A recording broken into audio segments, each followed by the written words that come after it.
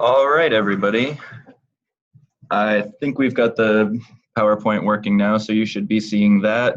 I think I mentioned this in the email, but we are going to be recording this webinar, so anybody who wasn't able to participate right now will be able to have an opportunity to do so later, and we'll also be able to go back and revisit that if you have any other questions. So I'm here with Amy Owen, our Director of Policy and Research, and Sarah Morrison, our Executive Director, and we're here to give you just a couple of updates on the 2017 Teacher Preparation Report Card and the launch that will be occurring on February 15th.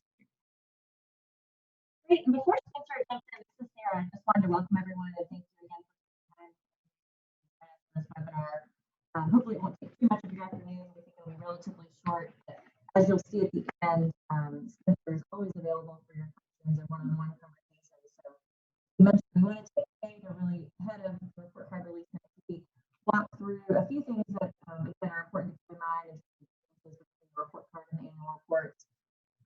Through some of the significant changes from 2016 based on a lot of feedback that we've received from many of you on the line and others across the state.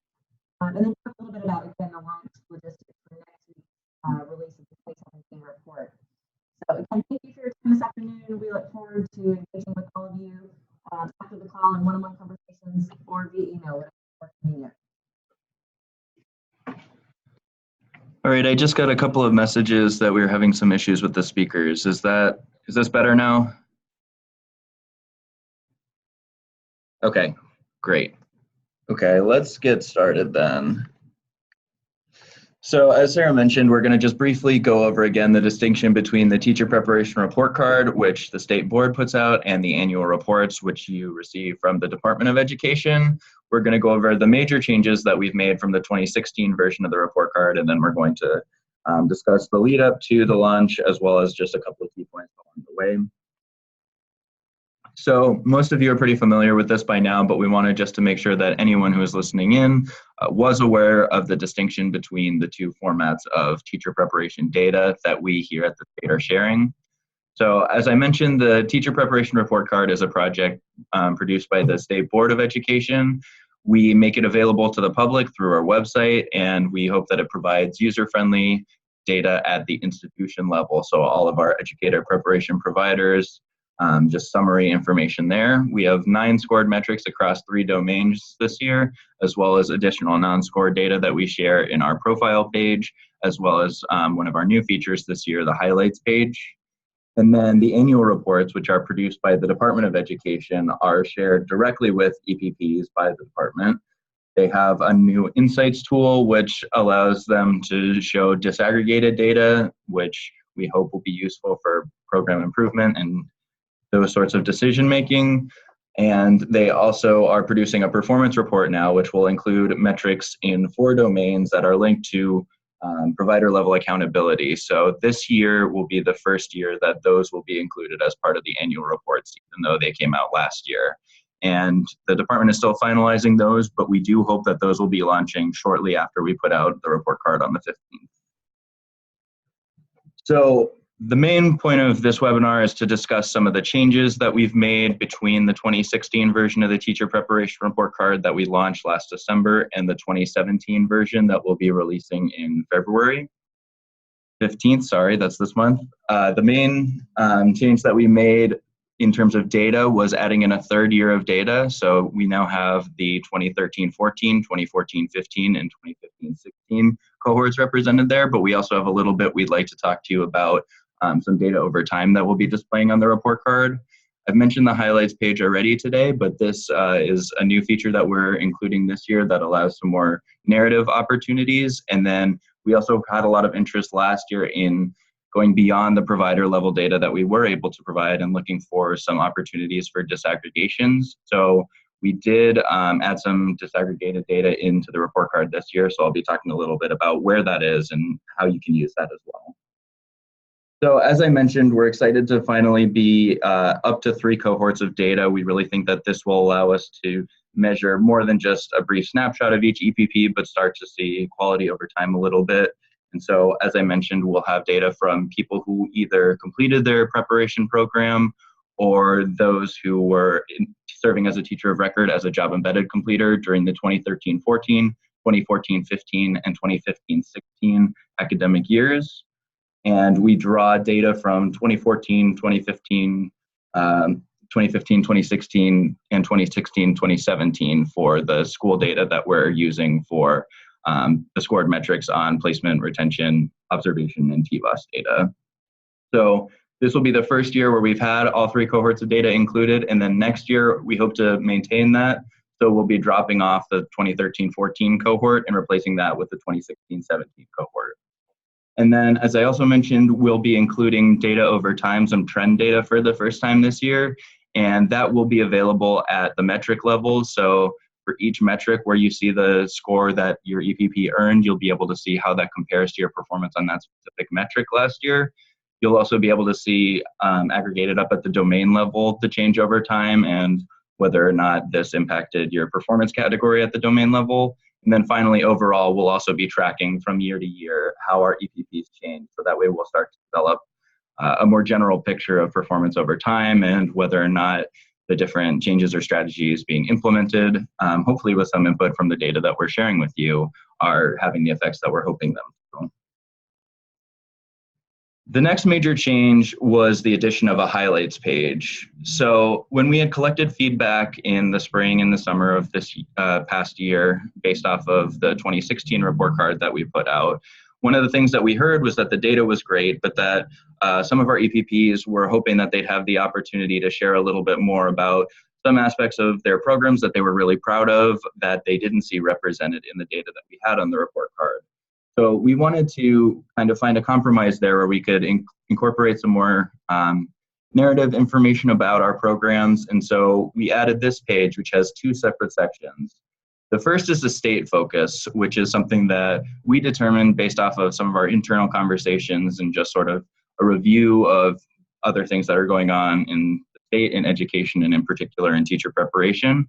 And the major area that we decided to focus on this year was partnerships. So the relationships that our EPPs have built with their districts, because we wanted to really highlight the work that you all are doing in that area, and we wanted to really take advantage of the report card situation as a tool of public accountability to really promote the type of conversations that you can be having with school district leaders as you try to make sure that your aspiring teachers are served as best as they can be, and to make sure that the people who are going to serve in these districts are well prepared for the challenges that they'll face there. So we wanted to put a spotlight on that this year. And that's something that we do expect to change in future years on an annual basis, but we wanted to make it this year something that we knew that our EPPs would have a lot to talk about.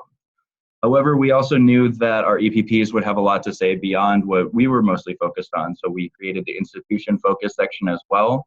So this is a similar length paragraph where you all have the opportunity to submit to us paragraphs about either your institutional focus as a whole or a specific feature of your programs that you wanted to highlight. And we got some really great examples here in a wide range of areas. So I think we'll be really excited to see that on the report card this year. And I think it'll be really useful to some of our external stakeholders as they look through the different reports to be able to sort of tell a little bit more about the individual characteristics of our EPPs. Then the final major change that we made this year was in response to some feedback that we heard about the data that we had on the report card and the level of detail that we were able to include. So people appreciated the provider level summaries, but particularly with the scored data, we're interested in diving a little bit deeper and seeing a little bit more represented beyond just at the overall institution level. So we took that into account, and the solution that we developed there was just to provide one type of disaggregation for each scored metric. So we didn't want to conflict with the annual reports, which do have that specific program level data, and the Insights tool does allow you to examine some of the more granular details about your programs. But we wanted to make sure that the public and those who are looking at the report card to make decisions about their future had the opportunity to see more specifically how our EPPs were performing in the metrics that we include in the performance framework.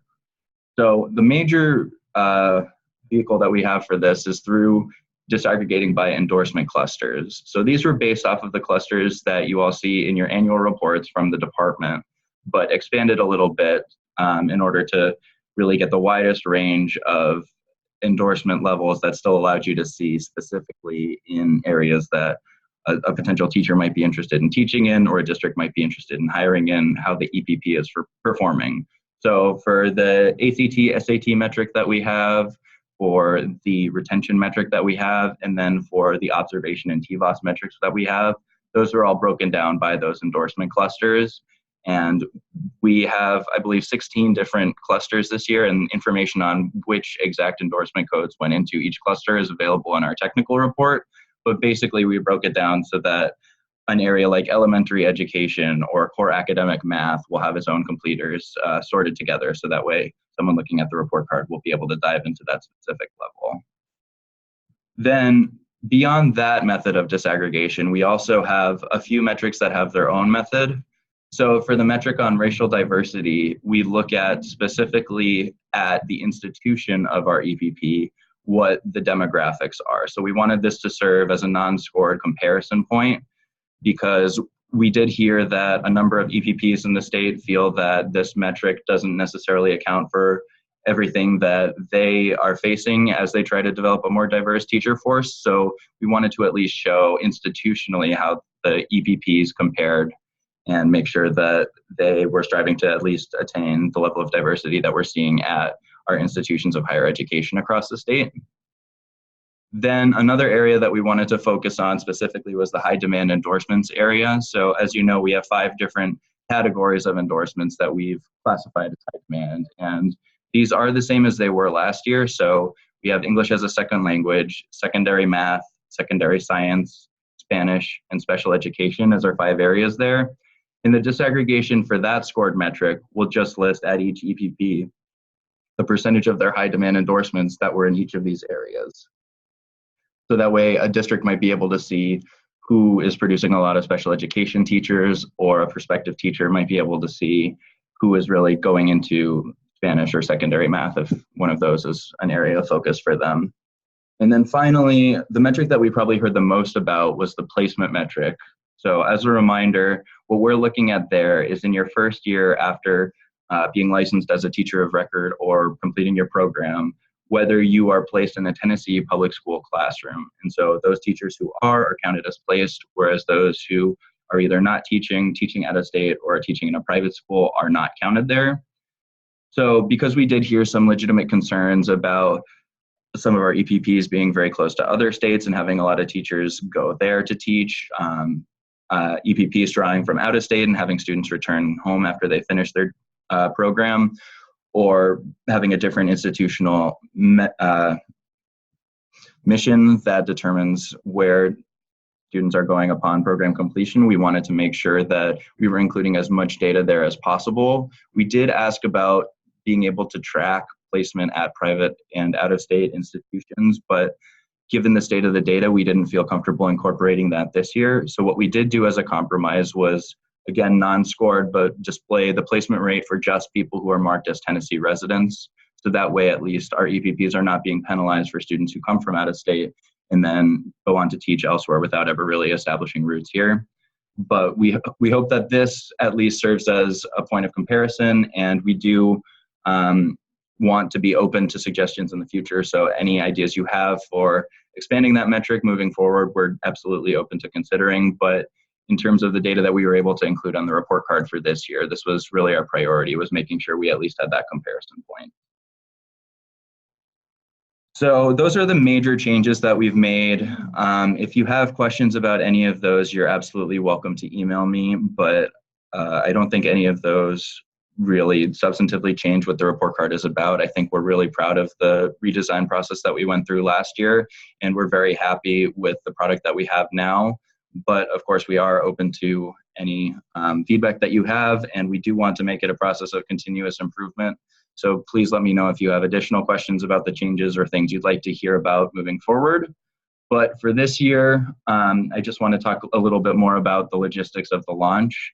We are coming right up on the 15th, so we're very excited to be publicly releasing the website and the PDF reports that we have. But leading up to that, we also have an embargo period where you all will have your report cards to look at, where they won't be publicly available yet. And we made the decision this year to extend the embargo period, so that way you would have a chance to really prepare for questions you might have about the data on your report cards so that you can begin the process of looking at that data and making programming decisions, and also just to ensure that everyone was able to take a look at their report and feel confident in it before we released it.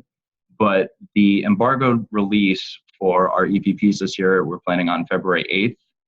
So on that day, we are planning to have our PDF reports from Tembo, the vendor that we work with to assemble the report card, and we'll be sending those out to all the administrators that we have on our contact list, so that way you'll be able to review those PDF reports. And again, contact me if you have any questions or problems that you notice, but mostly to be able to prepare for the launch on the 15th, which is when the website will go live with some of these new features and the data will all be publicly available. As I mentioned before, the annual reports are still being finalized, but I know the department is planning to have those out shortly after the report card. So you should be able to have those as well. And again, those will help with decision making and reviewing the data. But we do want to let you know that those are coming. And then finally, I wanted to just briefly touch on the future of the report card. So moving forward, this February 15th date will be our launch date that was set in statute in the General Assembly last session. So that will be the new time period when you should be expecting this data to come out every year. But we also are talking about opportunities to expand the report card window, basically, and when this tool is really relevant to what's going on across the state. So we definitely will be reaching out about opportunities for that. And we'll also be presenting at TACTI coming right up later this month. So again, opportunities for you to give feedback to us. But for the most part, I think we will be moving forward with the report card in a similar format to what it's been both last year and then what it will be coming up in this year.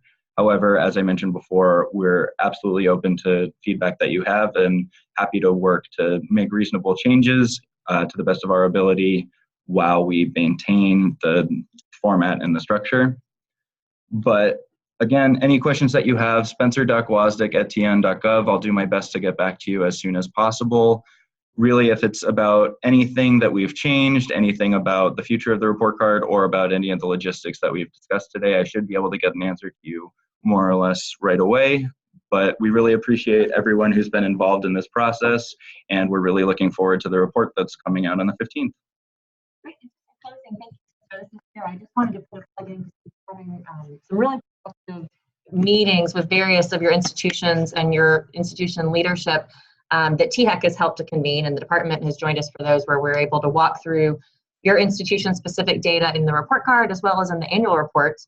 And I know we've been working with Claude Presnell to set up a meeting, I think it's at the end of April, or sometime in April, with the Takua schools to do something similar in terms of sharing both the data in the report card and the annual report. So again, just let us know how we can be helpful as you're looking through this data, trying to share it across your institutions. If a one-on-one conversation would be helpful, we're always happy to do that, but we're also more than willing to try to convene these kind of consultancy type meetings where we look at the data in partnership with THEC and the department. So again, thank you all for your time today. Spencer, do you have one last reminder before we sign off? Yes, I just wanted to let you know that we will be sending out 2 small documents when we post the recording of this webinar to the website. And one of those will be just a brief comparison document as a reference for the annual reports versus the report card. And then the other will be a brief one-pager that goes over the changes that I talked about today, so that if you do need to share that with anyone who wasn't able to participate, you should have that resource to do so as well. Other than that, any questions, please direct them to my email, and thanks for listening today. Thank you all.